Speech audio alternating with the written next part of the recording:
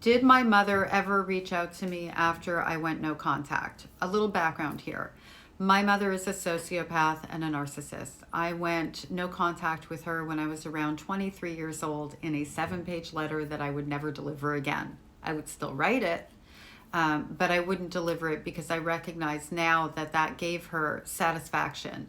The fact that she now knew how she impacted my life and the memories that I had, I know that that gave her something that I wish I hadn't given her. I don't live in regret. It doesn't take up a lot of space. I only mention this because somewhere out there right now, there is someone walking this part of their journey.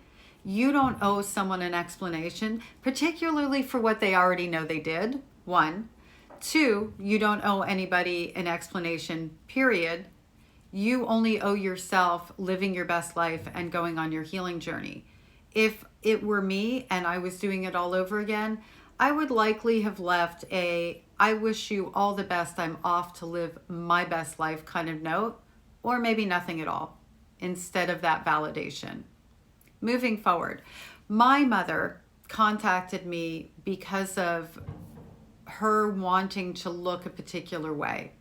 So somehow she found out that I was having my 3rd child. And in finding that out, she began to call my house behind my back. My mother-in-law, who didn't speak very much English, was manipulated by her in handing the phone over to my eldest daughter while I was in the hospital giving birth.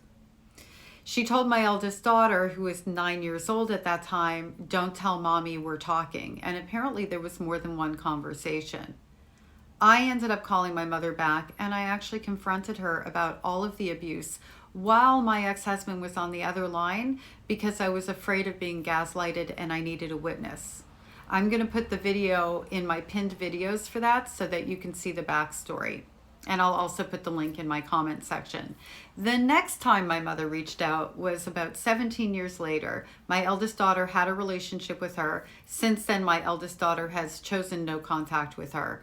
But at the time, my eldest was having her babies, and my mother reached out, and I actually believed her and thought I was going to get the mommy that I always wanted her to be, because I always wanted her to be my mommy. I still want a mommy. I just don't want her because I know who she is now. And that ended very quickly because there was no public for her to play to, and therefore there was no relationship to be had.